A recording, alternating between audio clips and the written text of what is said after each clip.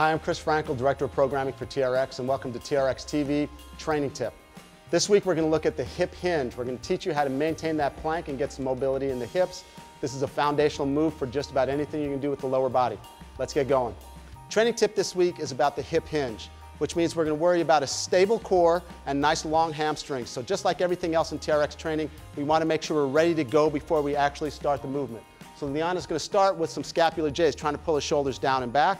She wants to make sure that those handles are positioned at about mid-chest height. If she starts too high or too low, she's going to lose the effectiveness of this exercise.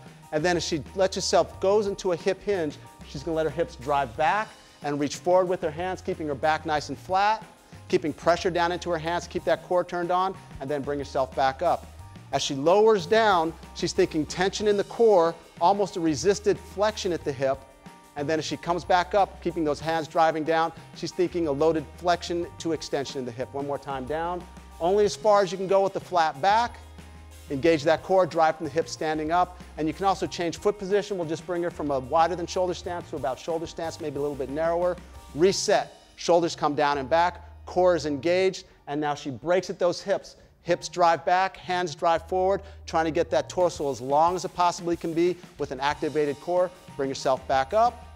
A little bit of resistance as she goes down into that hip hinge. If you look at this looks a lot like our TRX pike when she has her feet in. It's the same movement pattern. Bring yourself back up one more time. Stable core, going to hip mobility, and a nice little posterior chain stretch of the lower body at the bottom. Think hamstrings, think calves. Bring yourself back to standing.